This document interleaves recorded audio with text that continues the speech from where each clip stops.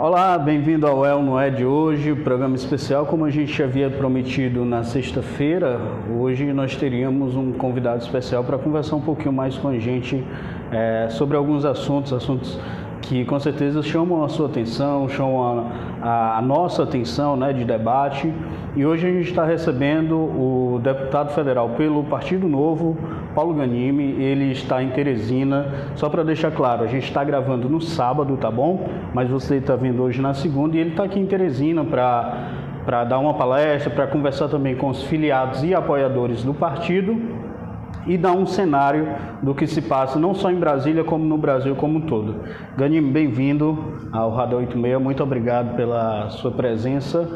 E quero deixar também, às vezes, para o Biraci dar o olá dele e já emendar a pergunta para o Ghanimi. Emendar a pergunta, pois é. Boa tarde a você que está nos acompanhando nessa edição extra do nosso Radar 86. Obrigado, deputado, pela presença aqui com a gente, pela conversa, pela vinda aqui ao Piauí, né? O senhor falou que era a primeira vez que estava vindo aqui.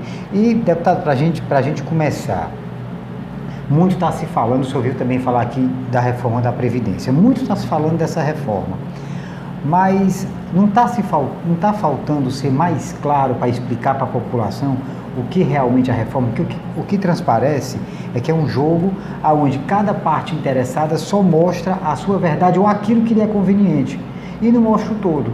Está acontecendo isso mesmo, deputado? Entendi. Bom, primeiro, dar aqui um bom dia, boa tarde, boa noite. Boa noite, exatamente. Que estiver assistindo a gente. Queria agradecer aqui vocês dois pela oportunidade de estar aqui falando com os ouvintes e a audiência aqui de vocês. Acho que esse canal direto com a população é importante, né? E também estou feliz de estar aqui hoje, né? Minha primeira vez em Teresina, minha primeira vez aqui no estado. Acho que é importante a gente estar falando com a população como um todo. Eu sou do Partido Novo, um partido que não teve candidatura no passado, né, aqui no Piauí, então a gente está aqui representando o partido, visto que eu sou do Rio, sou do estado do Rio, mas eu trabalho para o Brasil todo, né? Então é importante a gente estar mostrando essa representatividade das ideias do Novo, não só para os estados em que a gente elegeu alguém, mas também para o restante do Brasil, né? Então, falando agora um pouco sobre a reforma da Previdência, que é o tema mais falado do momento, né? Não deveria ser diferente. Eu acho que a Previdência, quer dizer, eu esperava que fosse diferente se a gente tivesse resolvido o problema da Previdência alguns anos atrás, né? Era um tema que já deveria ter sido tratado anteriormente. O próprio presidente Temer, no passado e até no retrasado, tentou tratar esse tema e pela questão política, a quase queda dele, né? O quase impeachment que ele sofreu, o tema ficou parado. O projeto passou na Câmara, passou não no plenário, mas passou na CCJ, na Comissão Especial, e não foi adiante porque ele precisou usar o capital político que ele tinha para se manter no poder. Né, o capital de uma forma geral. Para se manter no poder, né? Agora, o ponto da Previdência, né, quando a gente fala da reforma da Previdência, ela tem dois fatores. Um fator é a Previdência por si só, ou seja, é garantir a aposentadoria das futuras gerações, né? Nós e também ainda mais os mais jovens, sim, que sem uma reforma não terão previdência no futuro. O segundo ponto é a questão fiscal, né? Hoje o governo gasta com a previdência 290 bilhões por ano a mais do que aquilo que ele arrecada. Então tem um déficit de 290, 94, mas é um déficit muito grande por ano. E a reforma, ela não vem para sanar 100% desse déficit. A gente está falando em 290 por ano, vamos botar 300 bilhões por ano. Se você fizer a conta em 10 anos, dá 3 trilhões. E o governo está falando aí de uma reforma que tem um impacto em 10 anos de 1,2. Então, ela não resolve tudo. Ela não é a salvação do problema fiscal do Brasil. Mas o que o governo entende, e a maioria das pessoas que estudam o tema também, né, não é só o governo, é que você conseguindo pelo menos corrigir uma parte desse problema, a outra parte, o déficit da Previdência, vai continuar existindo. Só que aí o impacto disso no orçamento da União dilui. Por quê? A economia vai voltar a crescer, as empresas vão voltar a investir no Brasil, com a economia crescendo, a arrecadação do governo também cresce. Então, hoje, o governo gasta cerca de 59% do orçamento primário com a Previdência. Fazendo essa reforma, ela vai não vai diminuir quanto ela gasta, né? Talvez um pouquinho, mas muito pouco. Mas vai principalmente aumentar a arrecadação e aí gastando mesmo, mas com um orçamento maior, o que é 59 passa a ser menos. Mas mais do que ser menos, vai evitar que aumente ainda mais esse valor. A expectativa é que acho que até 2026, se nada for feito, esse 2059 vira, esse 59% de gasto com a Previdência se torna 80%.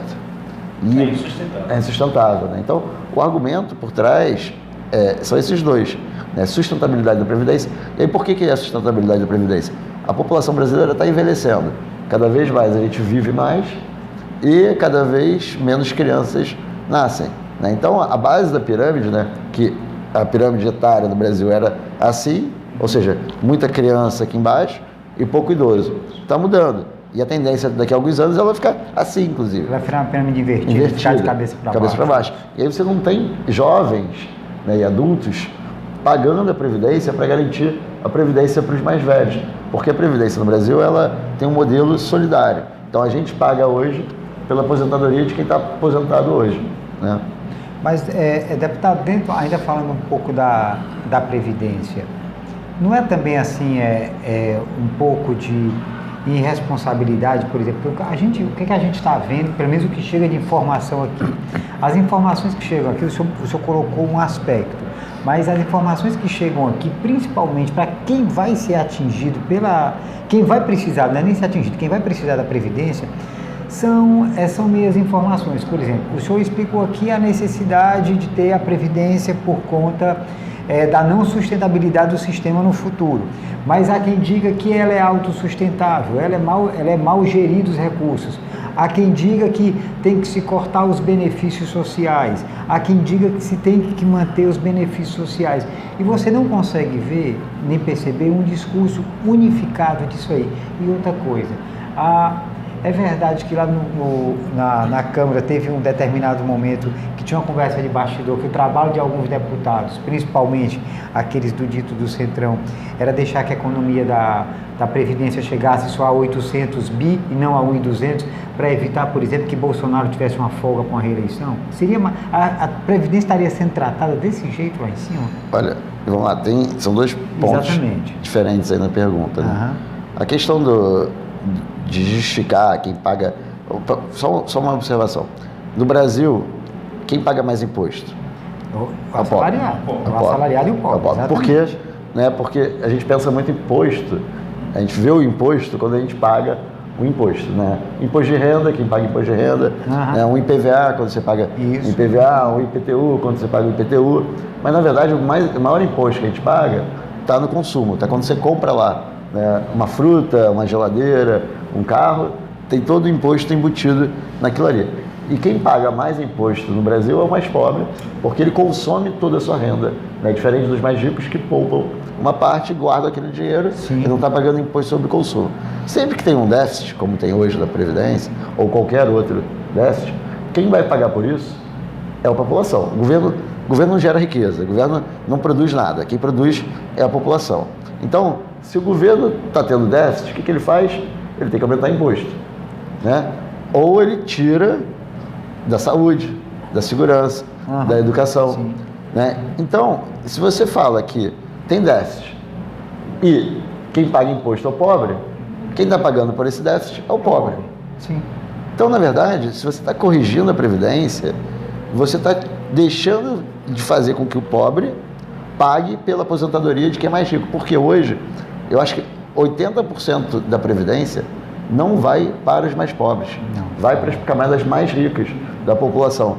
São os servidores públicos, né? Principalmente os servidores públicos. Infelizmente, essa Previdência, essa reforma da Previdência, ela não consegue corrigir quem já está aposentado e quem tem o que eles chamam de direito adquirido, que para mim é um grande absurdo, que são as pessoas também que entraram antes de 2013 no serviço público, que não estão aposentadas ainda, mas elas vão continuar recebendo uma aposentadoria acima do teto do INSS. E essas pessoas, essas são mais impactadas, por quê?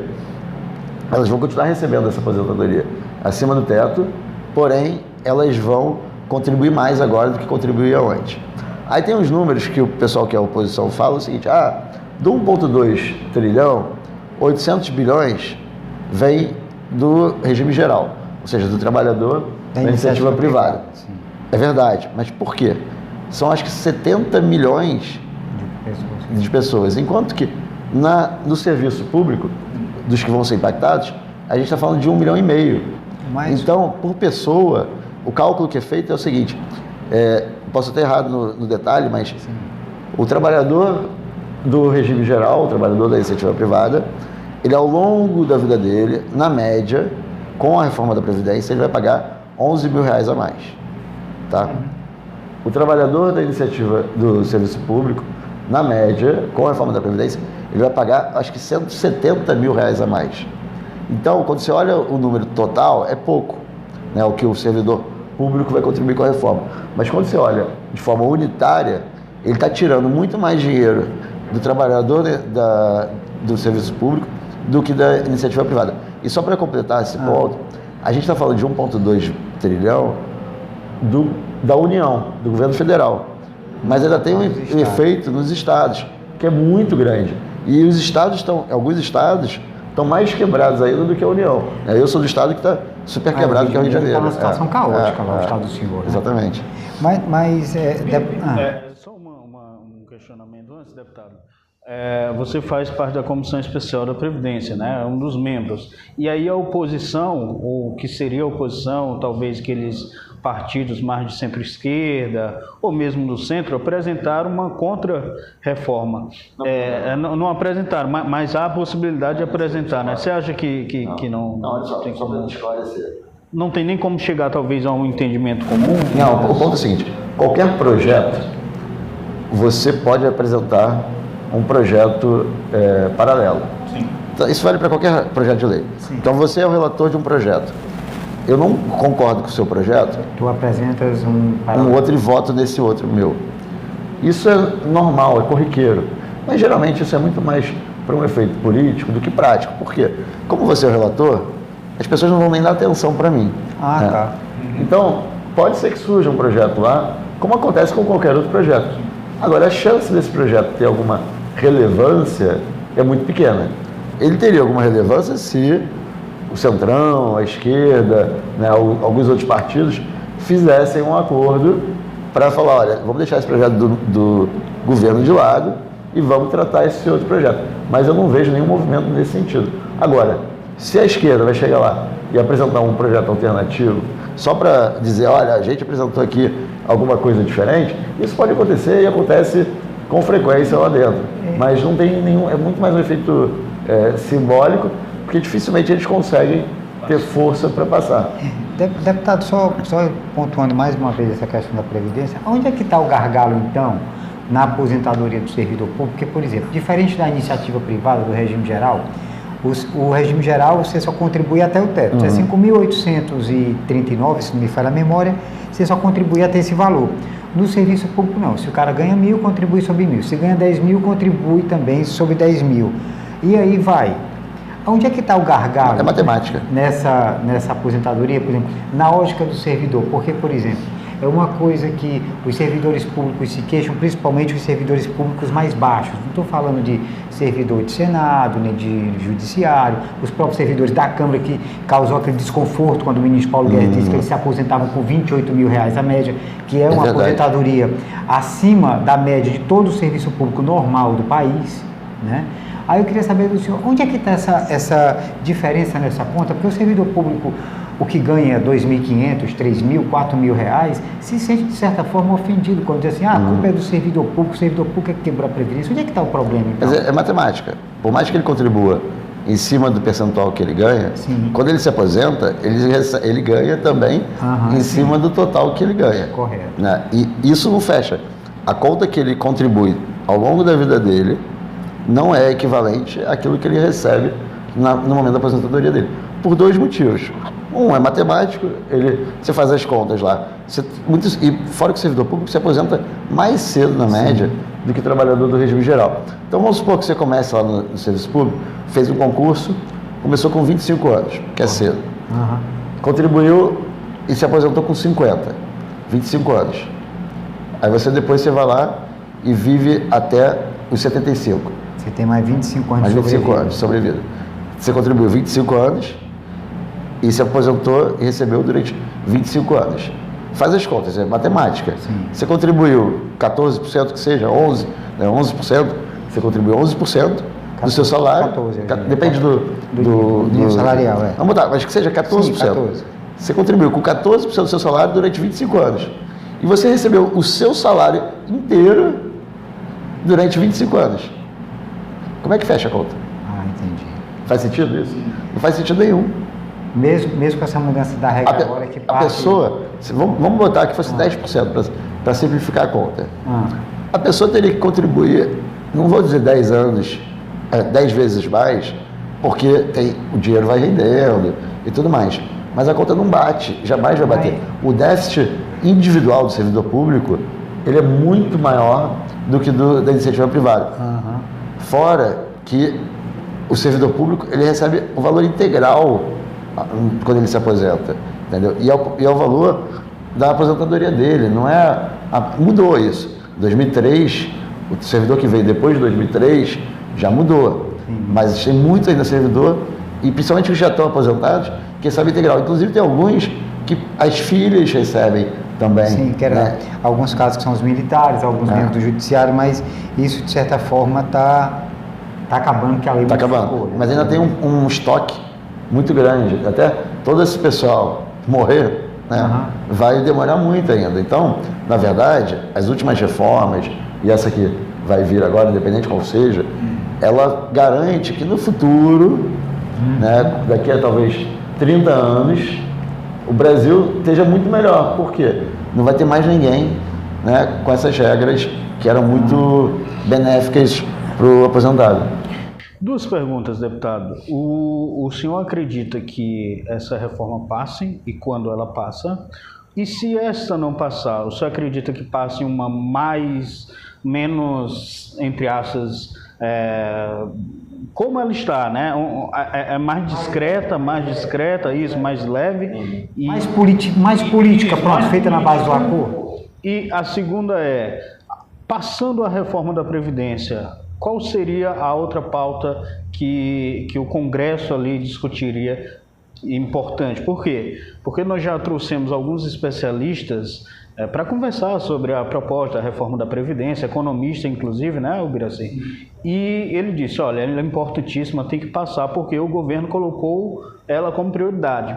Mas na análise dele, uma reforma tributária seria até mais importante, impactaria mais do que a reforma da Previdência. Vamos lá. A reforma passa, para mim ela vai passar, não tem como não passar.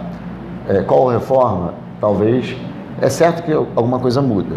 Né? O governo ele sempre tem que aceitar algumas perdas, até porque aquilo ali é política. Sim. Então, como é que o papel da oposição é fazer barulho, é mostrar para o eleitorado deles que eles estão trabalhando em prol do eleitorado deles e depois, em algum momento, dizer que ganhou alguma coisa. Então, eles vão querer uma vitória para se chegar e falar, não, a gente venceu. Tá aqui, a bandeira de luta conseguiu. Isso aí. Então, o governo vai ter que ceder em alguns pontos para dizer, olha, tá bom, fica aqui com isso aqui e conta isso como vitória para o seu eleitorado e todo mundo fica feliz. Quais são os pontos críticos hoje que estão sendo discutidos? BPC, sim, que é o benefício de prestação continuada, né? Para quem não conhece, é aquele que a pessoa não se aposenta, ela tem uma assistência e ela recebe porque ela não conseguiu se aposentar. Hoje um salário mínimo é aos 65 anos, né? A partir dos 65 anos.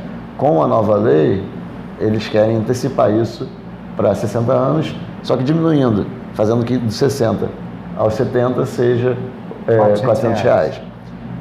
O Novo apresentou uma proposta que a gente dá a liberalidade para o idoso, para a pessoa escolher o que ela quer. Chega aos 60 anos, prefere R$400, recebe 400. Prefere esperar mais 5 para receber o salário mínimo, espera mais 5 anos. Esse item é um dos itens que estão falando que vai cair.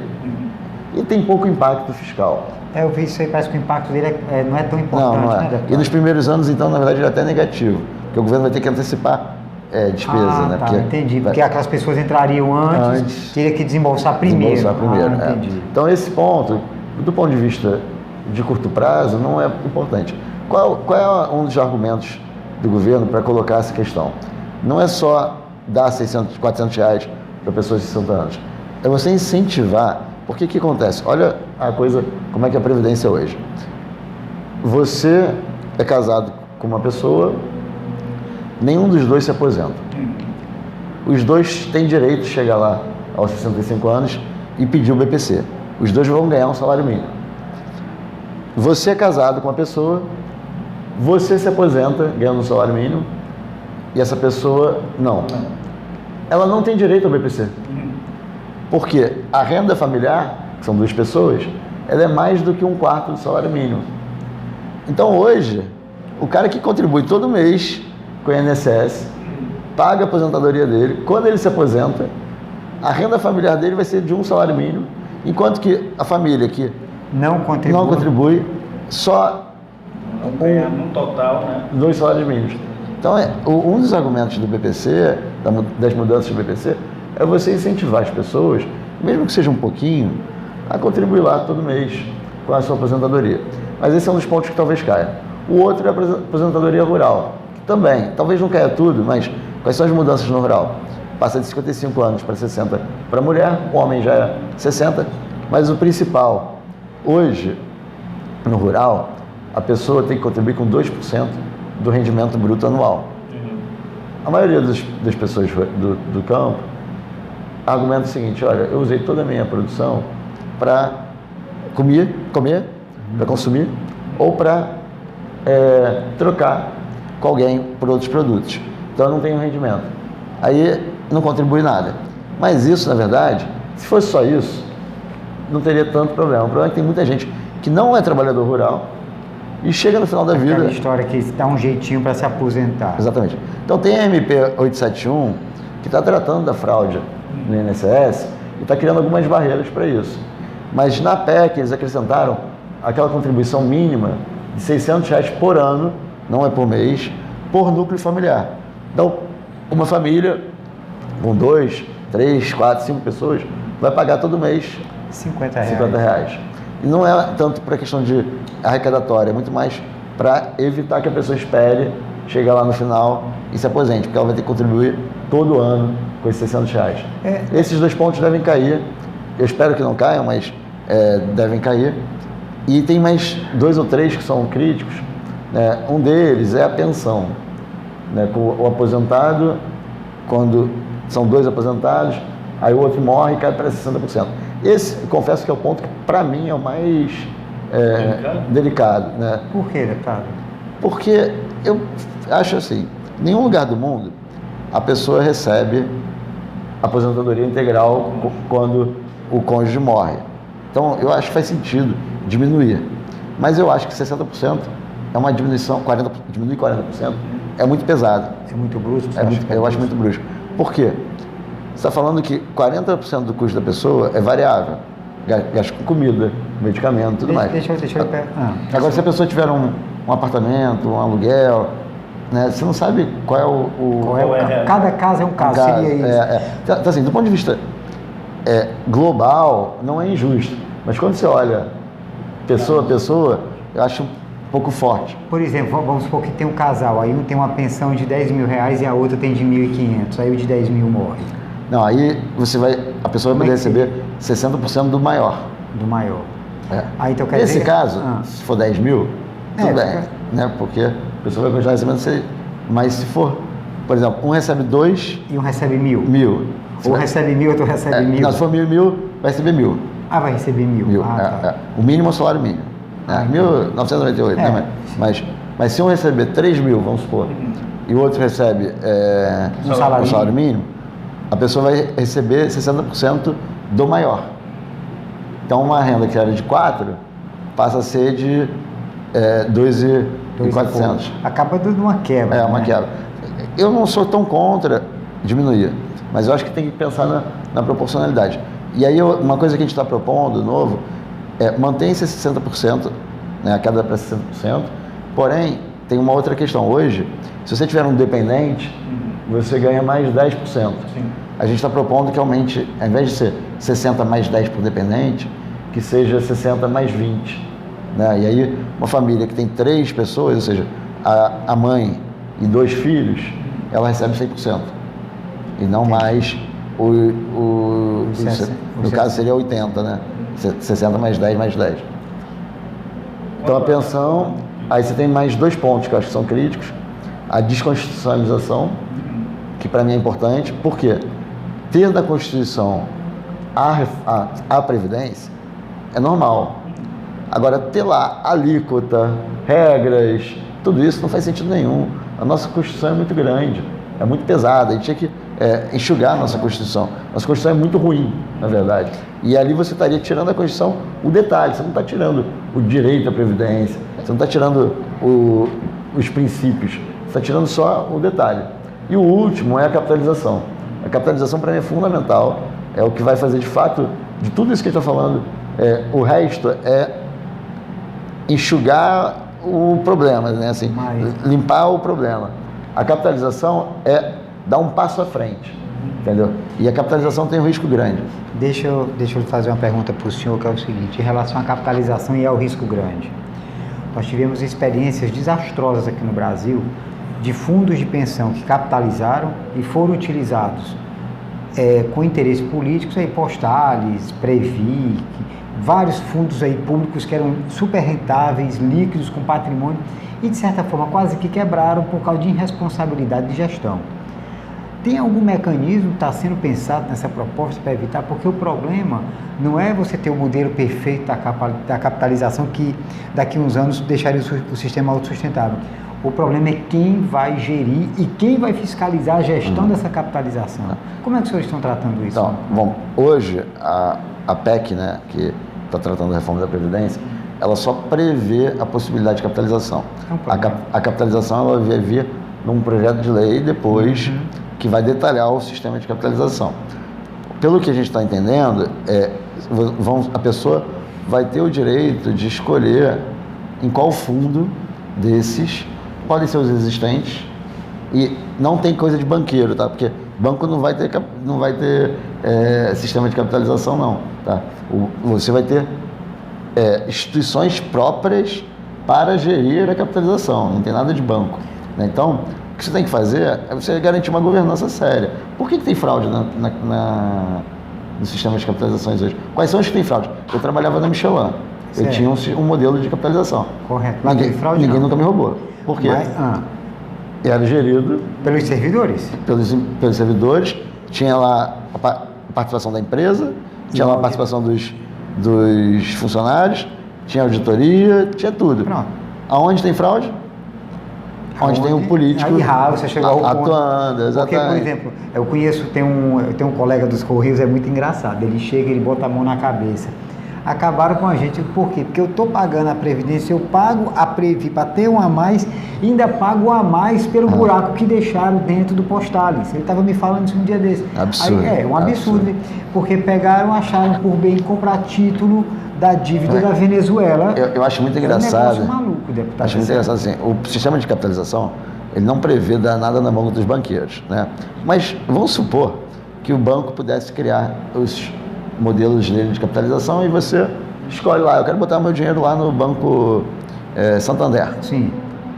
Ah, mas aí você está dando dinheiro para o banqueiro. Pô, legal. Dar dinheiro para o banqueiro não pode, agora dar dinheiro para o político corrupto pode, né? Que é o modelo atual. O modelo atual, como você falou, Correio, Petrobras, Banco do Brasil, tudo isso é usado. Não é só, às vezes não é nem roubo, né? Tem casos que são roubo. Não, tem casos que são roubo, tem casos que é mais de gestão mesmo. É. Aqui, por exemplo, o governo do estado implantou o sistema de capitalização e eles fizeram um pool, a Previ Nordeste, está funcionando. Os estados que aderiram, a Previ Nordeste é administrada pelo estado da Bahia, aí Sergipe aderiu, Piauí aderiu.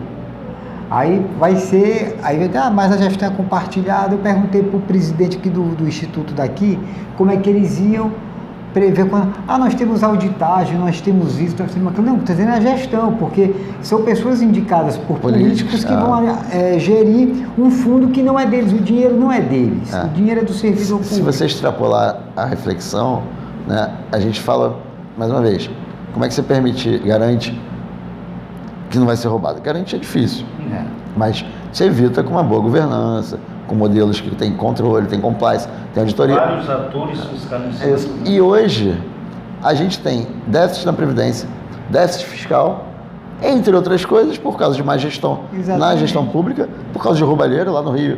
Né? Nossos últimos governadores, todos eleitos, estão presos ou foram presos, o presidente da Assembleia preso, até o Tribunal de Contas. Então, assim, não é a iniciativa privada que é a vilã nessa história, né? Muitas vezes é a junção dos dois, mas muitas vezes é esse modelo de capitalismo muito dependente do Estado que garante esse sistema nocivo, né? Deputado, agora a gente já está passando para o trecho final da nossa senhor, mas a gente queria saber hoje como é que está estruturado o Partido Novo dentro da Câmara. Ele é um partido que está mais alinhado ao governo, é um partido que se diz independente, né? Ou né? Mas como é que está sendo construído essa base do Novo dentro do Congresso, inclusive, para deixar claro aos nossos telespectadores, o Novo está conseguindo algumas vitórias importantes para um grupo de 8 deputados, né? Grupos até maiores que talvez não consigam, o Novo consegue, não é isso? O Novo, ele é completamente independente do governo, né? A gente tem um alinhamento muito grande de visão de país e do ponto de vista econômico com o Ministério da Economia. Mas é uma visão igual, na verdade. Tudo que hoje o ministro Paulo Guedes fala é o que o Novo fala desde que ele existiu. Como o Paulo Guedes também. Mas assim, o que eu quero dizer é que o Novo não se alinhou ao Paulo Guedes ou ao Bolsonaro nas pautas econômicas. A gente só está seguindo exatamente o que era, inclusive, programa de governo do Amoedo, o que era propostas minhas, dos demais deputados do Novo. Então a gente está sendo coerente com aquilo que a gente acredita. Coincidentemente, o que a gente acredita está alinhado com o que o Ministério da Economia acredita também. Então, geralmente, a gente vota junto nas questões econômicas. Mas nem sempre é igual, né? E muitas vezes, já aconteceu uma ou duas vezes, a gente ter o governo, às vezes, orientando uma votação diferente do que ele próprio acredita, mas por causa de algum alinhamento político que ele necessita fazer ali, e a gente vota contrário, porque a gente não tem uma relação com o governo. Inclusive, por exemplo, essa discussão lá da MP 870, que era da reforma administrativa, a gente apresentou um destaque para garantir a função da Receita Federal poder investigar crimes de lavagem de dinheiro, de corrupção, e o governo tinha lavado as mãos, entre aspas, para essa questão, para a questão do COAF, tanto que o relator do projeto na comissão mista que tratou a SMP era o líder do governo do Senado. E ele que mudou isso, botou lá o COAF na economia, tirou essa função da Receita Federal, teve a questão do FINEP, várias coisas que ele fez. Se ele estava respondendo ou atendendo pedido do governo ou não sei, mas ele é o líder do governo. E a gente foi contra. Depois, o PSL e até o líder do governo na Câmara foi junto com a gente. Mas a gente fez isso antes deles. Então, assim, a gente não fez aquilo porque o governo queria. A gente fez aquilo ali porque a gente acreditava que era o certo. E às vezes o governo veio junto também. Então, não tem nenhum alinhamento com o governo.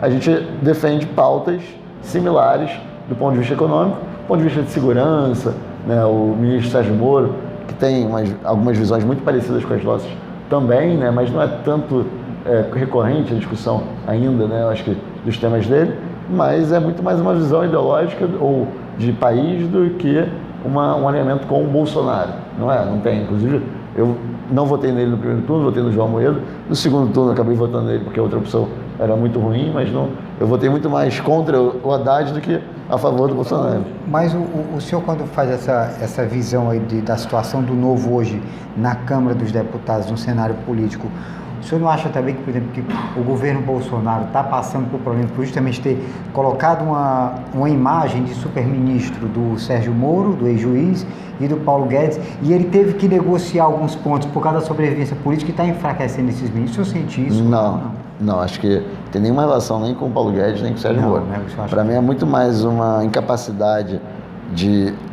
A palavra articulação nos últimos meses foi maltratada, né? Foi dado uma conotação de troca-troca, de compra de favores, mas assim, articulação no sentido correto, de você sentar com a pessoa, conversar, mostrar qual é o caminho, de trazer a pessoa para dentro do time. Cara, hoje a gestão do Congresso pelo governo, né, a liderança do governo no Congresso, na Câmara e tudo mais, apesar de achar o Major Vitor Hugo um cara bacana, ele se dá muito bem, né, e nem acho que seja tudo culpa dele, até porque tem sabotagem interna também, mas eles não conseguem hoje ter uma gestão da base do governo para garantir que eles vão ser alinhados o tempo todo. Como eu falei, o líder do governo no Senado fez um relatório de uma forma da MP 870 e o líder do governo na Câmara propôs mudar tudo, né? O dele estava mais alinhado com a gente, inclusive, o do Major Vitor Hugo. Sim. Mas o que é o governo? O governo é o que veio do Senado ou da Câmara? Né? Ou é o do Planalto? Ou é do Planalto, exatamente, do Congresso. Do Congresso. Tudo isso mostra uma incapacidade hoje do governo de fazer esse tipo de articulação que atrapalha muito. E não tem nada a ver com Guedes, com Moro. Pelo contrário, eu acho até que se eles tivessem tido uma postura muito mais firme e unida do início ao fim, você ter ministros fortes como o Guedes e o Moro dariam muito mais sustentabilidade para o governo. Só para a gente fazer as duas últimas, Ubiraci. Ontem, novamente repetindo, a gente está gravando no sábado, você está assistindo na segunda, mas no programa do Pedro Bial, então Pedro Bial fez uma provocação aos deputados que lá foram dar-lhe entrevista. A Tabata Amaral, que é do PDT, deu ao Rodrigo Maia uma nota de 8, o Kim Kataguiri deu 8 também, um outro deputado do PSD, agora eu não recordo o nome, deu ali 7,5. Paulo Ganim dá que nota para Rodrigo Maia? Pô, pergunta difícil, né? Olha, eu acho que o Rodrigo Maia, conduzindo os trabalhos da Câmara, ele faz um trabalho muito bom. Eu acho que ele peca que apesar de eu não achar que a maior parte do problema da Câmara com o Planalto venha da Câmara, venha mais do Planalto, mas ele, às vezes, ele entra na onda, ele entra na onda deles. Na onda deles. Então, assim, eu acho que a nota que eu tiro dele é por conta muito mais disso. Outro ponto também que eu tenho crítica... Mas ele não deu uma nota. Vou chegar lá. Outro ponto também que eu tenho crítica a ele, e aí não é ao Rodrigo Maia, mas é ao funcionamento da Câmara, mas ele acaba contribuindo, é a falta de previsibilidade. A gente reclama muito isso lá, que a pauta ela é definida muito em cima, ela muda na última hora, e a gente que quer fazer um trabalho técnico de analisar os projetos e tudo mais, a gente acaba tendo uma dificuldade de preparar, às vezes, a nossa assessoria, a gente mesmo de ler, estudar, para que a gente vote corretamente, porque a gente não vota orientado pelo governo ou contra o governo. A gente vota o que é certo. Então, a gente não vai votar o que é certo sem saber o que é certo, porque a gente não teve tempo de ler. Então, isso é uma coisa que dificulta muito o nosso trabalho, e a gente bate muito nessa tecla com ele.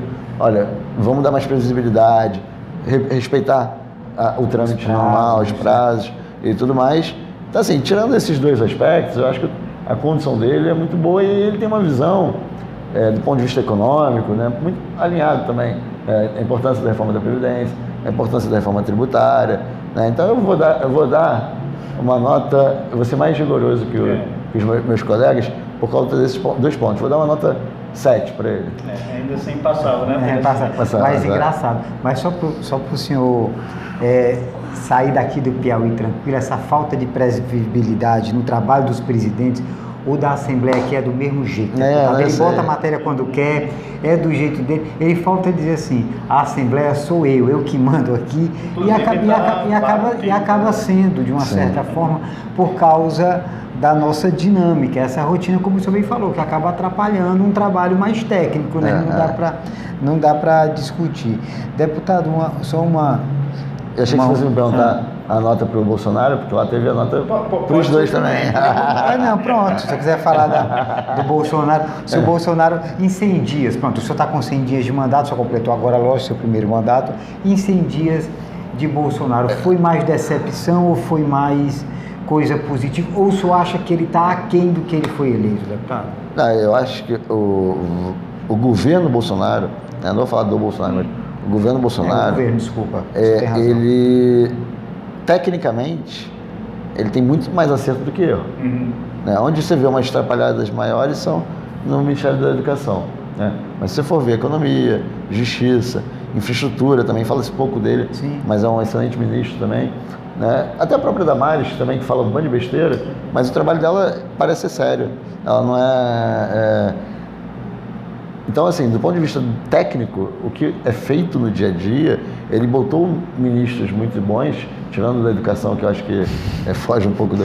Tem polêmica também no Ministério do Meio Ambiente, mas eu acho que ele trabalha bem, também é um cara que fala muito... É filiado ao Novo também? Mas não é nem por isso, não. Eu estou falando muito pela questão... Até porque ele é filiado ao Novo, ponto. Não é um membro do Novo, não foi indicado pelo Novo, nem nada disso. Foi candidato pelo Novo. Mas, assim, eu estou falando o resultado do trabalho dele. Ele fala o que pensa, fala às vezes mais do que deveria, mas tecnicamente o que ele está fazendo eu acho que é bom. Então o Bolsonaro, o problema dele é a parte de comunicação, é a parte de relacionamento com o Congresso, é a parte de rede social, deixar os filhos cuidarem da rede social dele, tudo isso faz para mim. Então assim, como eu acho que o lado técnico deve prevalecer, eu espero que a parte polêmica de relacionamento se arrefeça um pouco e as coisas voltem. Eu vou dar o mesmo 7 para ele que eu dei para o Rodrigo Maia. Ainda assim passa. Bom, vai lá, Pedro. Último assunto, emendando, amanhã, dia 26, lembrando novamente, a gente está gravando no sábado, dia 25, você está assistindo dia 27, mas dia 26 vai ter uma manifestação pró algumas pautas, como o senhor aqui falou, mas o que se diz é que é mais uma manifestação pró-governo. E aí o Biraci, no último programa, fez até uma provocação, porque disse, olha, a gente vai ter agora dia 26, mas dia 30 a oposição já está articulando outra. Quer dizer, a cada 15 dias a gente vai ter uma manifestação. Qual é a sua visão acerca dessa manifestação do dia 26, uma vez também que o Partido Novo deixou livre para quem quiser apoiar, inclusive alguns colegas seus parece que vão. E o que o senhor acha? E o senhor vai também a essa manifestação? Eu não vou na manifestação. Eu acho assim, todo mundo tem direito, mesma coisa que o Novo falou, a fazer manifestação, filiado Novo e tudo mais. Eu não vou porque eu acho que essa manifestação está se misturando. Estão misturando vários temas numa coisa só. Então, reforma da Previdência, sou a favor. Pacote anticrime do Moro, sou a favor. Reforma tributária, sou a favor. Tudo isso eu sou a favor. Agora, não é a maioria, é uma minoria, mas é uma minoria relevante que está misturando isso com fechamento do STF, fechamento da Câmara dos Deputados, coisas que vão contra a democracia. Volta à ditadura, tem gente que defende, exatamente. né? Então, assim, a partir do momento que não é clara a pauta e ela é muito controversa, eu não vou estar lá numa manifestação que pode ser usada pró-movimento ditatorial ou antidemocrático. Então, caso, igual a manifestação lá dos estudantes. A pauta pró-educação foi pano de fundo. Quando você viu a manifestação, ela foi usada contra a Previdência, a favor do Lula livre, né? E os estudantes foram usados como massa de manobra. Então, assim, eu não quero ser usado como massa de manobra nessa manifestação de amanhã, né? No caso, para quem está assistindo, de ontem, e então eu não pretendo ir. Agora, se fizermos uma convocação, uma manifestação da população muito clara a favor da reforma da Previdência, conta comigo. Né? Agora, enquanto for uma mistura de alguém que defende o que o Bolsonaro falou, né, em relação ao STF, em relação à Câmara, não é a minha praxe defender manifestações contra a ditadura. E tem um ponto que foi até a própria Janaína Pascoal falou, ela não concorda com tudo que ela fala, não, mas ela falou uma coisa que eu acho que é acertada. Né? O Bolsonaro é governo. ele está no poder. Faz sentido o governo convocar manifestação? Acho que não, nunca vi isso, mas enfim. Não faz muito sentido. As últimas vezes que a gente teve isso, o presidente caiu, né? Eu espero que não aconteça isso. Da mesma forma que eu não quero que o STF e que a Câmara sejam fechados, o Congresso, eu não quero também que o presidente caia. O que eu quero é que as coisas se acalmem e que a gente possa fazer uma legislatura, um governo, no caso do presidente, bom, tranquilo, que a gente aprove a reforma da Previdência, reforma tributária. Se perguntou, a reforma, o que viria depois? Previdência, né? A tributária, eu acho que ela é mais importante que a Previdência. Sim, foi uma pergunta que você fez que eu não respondi. Mas eu acho que a da Previdência é mais urgente. A gente precisa da Previdência, mas o que vai gerar mais impacto ainda no Brasil, para o longo prazo, é a tributária. Só que a tributária, ela vai ser progressiva, ela não vai ser uma reforma que vai ser de uma hora para outra. Então, vai demorar muito para ela gerar impacto no Brasil como um todo. Então, eu acho que a Previdência, e tem um lado psicológico da Previdência. As pessoas estão querendo, falam aí que tem 400 bilhões de reais de investimento parados, internos. Não estou nem falando do dinheiro que vem de fora. Parados, esperando só a reforma ser aprovada para o pessoal começar a botar dinheiro na economia brasileira. Um monte de gente querendo investir e está com medo. Pô, eu vou investir com o risco da Previdência não ser aprovada, da gente quebrar o país, moratória, perder tudo. Não. As pessoas querem ter alguma confiança para poder voltar a investir. Então, eu acho que a gente precisa aprovar essa reforma e eu acredito que a gente aprove, pelo menos na Câmara, até o recesso de julho, e o Senado indica que vai ser rápido lá, que eles não pretendem apresentar muitas mudanças, entendeu?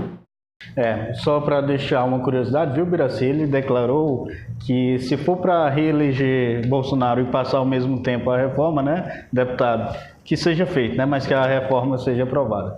Bom, a gente quer muito agradecer você, mas em especial também ao Paulo Ghanimi por ter cedido esse momento aqui para conversar com o piauiense, mas com todo mundo, porque a gente está na rede aí, tá no mundo. E agradecer, né, Birassi, muito a sua participação. Mais uma vez a gente reforça essa discussão sobre a reforma da Previdência para que as pessoas cada vez mais fiquem conscientes daquilo que está realmente sendo discutido, e agradecer e dizer que o Piauí também está aberto a outras oportunidades que o senhor esteja aqui, tá bom? Eu que agradeço, é um prazer estar aqui com vocês, estar aqui no Piauí também, e hoje vai ser bem legal aqui com o pessoal do Novo, e a gente vai conseguir fazer com que as ideias, né, de uma nova política, mais liberdade também, cresçam no Brasil, principalmente ter ideias diferentes. Eu acho que isso que está faltando. A gente sempre teve uma ideia muito para um lado do país, de um Estado pesado, grande, e grande provedor, e a gente acha que as pessoas têm que ter mais liberdade, o Estado ser eficiente, atuar naquilo que as pessoas não conseguem atuar, né? Que é segurança, saúde, educação, mas o resto todo que a gente tem a liberdade para trabalhar sem o Estado atrapalhando a gente, e que com isso o Brasil vai crescer.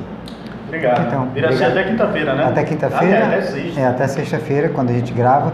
Na próxima semana, vamos conversar com o Fernando Said. Vamos conversar com o secretário de Comunicação da Prefeitura. Você pode mandar também as perguntas aí nos comentários, tá bom, gente? Muito obrigado. Até mais. Esperamos que, com a visita do deputado Paulo aqui, a gente consiga mais isso. Honestidade na informação, que é o que falta, deputado, da classe política, dizer para o povo, ser mais transparente no que fala, para que o povo possa entender. Sim, obrigado. E me sigam nas minhas redes, Paulo Ghanimi, no Instagram, Facebook, Twitter. Curta, compartilha, isso aí, né? Curta, exatamente. E nesse momento, youtuberzinho, curte a gente também, se inscreve, viu? E compartilha para todo mundo. Abraço, tchau.